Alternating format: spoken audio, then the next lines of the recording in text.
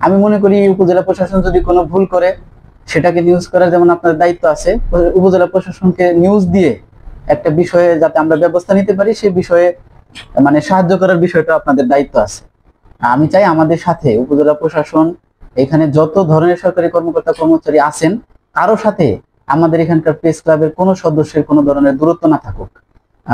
এটা যদি দূরত্ব থাকে এতে ক্ষতিগ্রস্ত হবে আসলে জনগণ, এই উপজেলার জনগণ। আর আমরা সবাই সাংবাদিক বলেন, আমরা সরকারি কর্মকর্তা যারা আছি, আমরা সবাই কিন্তু এই উপজেলার মানুষের জন্য কাজ করি, সবাই। তো সেই জায়গা থেকে আমি শুধু এখানে না, আমি যতগুলো জায়গায় কাজ করেছি, আমি প্রত্যেকটা জায়গায় আমি সাংবাদিকদের সহযোগিতা পেয়েছি। এটা আমি কৃতজ্ঞতার সাথে স্মরণ করি আমার প্রত্যেকটা স্টেশনের সাংবাদিকদের। আর এত সুন্দর একটা আয়োজন করার জন্য আমি প্রেস ক্লাবের সভাপতি মহোদয়কেই ধন্যবাদ দিব। আমি সত্যিকার অর্থে ওনাকে দায়িত্বটা দিয়েছিলাম, উনি আমি মনে করি শতভাগ সফলতার সাথে দায়িত্বটা পালন করেছেন। এটাই লিডারশিপ।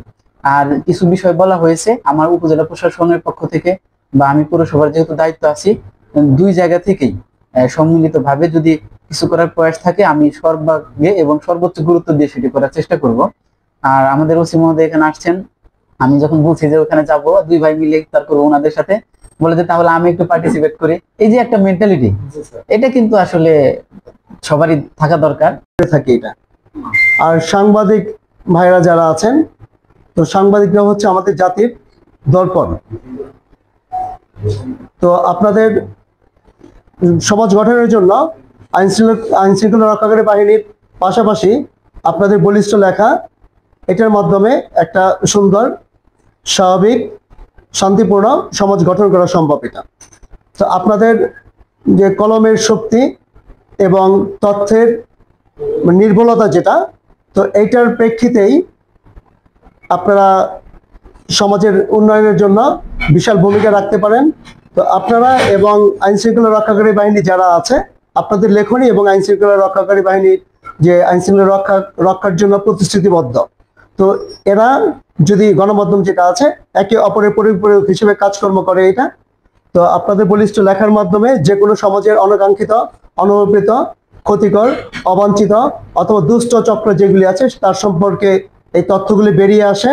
তো এইগুলি থানা পুলিশ বা প্রশাসন তাদের নজরে আসে এবং অতি দ্রুত এটা ফাইন্ড আউট করে যথাযথ আইনি যে পদক্ষেপটা গ্রহণ করা দরকার সেটা প্রশাসন করে থাকে। এটা আজকের এই ইফতার মাহফিলের যে আয়োজন, এটা আসলে অতীতে আমরা ইফতার করেছি প্রশাসনের সাথে, কিন্তু এটা কিন্তু ভিন্নতর হয়েছে। আগে কিন্তু রাজনীতিবিদ, প্রশাসনের লোকজন মানে সব মানে একাকার হয়ে যেত, কিন্তু আজকে সাংবাদিক এবং প্রশাসন আমরা ইফতার করতেছি। এই ধরনের উদ্যোগের জন্য যে আমাদের উপজেলা নির্বাহী কর্মকর্তাকে রামগঞ্জ প্রেস ক্লাবের পক্ষ থেকে অভিনন্দন ও শুভেচ্ছা জানাচ্ছি। পাশাপাশি আমাদের যে থানা প্রশাসন, থানার অফিসার ইনচার্জ আবুল বাশার সাহেব, উনি আসলে এই অনুষ্ঠানে উপস্থিত হয়ে আমাদের আজকের ইফতার মাহফিলকে আলোকিত করেছেন। ওনাকেও রামগঞ্জ প্রেস ক্লাবের পক্ষ থেকে আমি অভিনন্দন ও ধন্যবাদ জানাচ্ছি।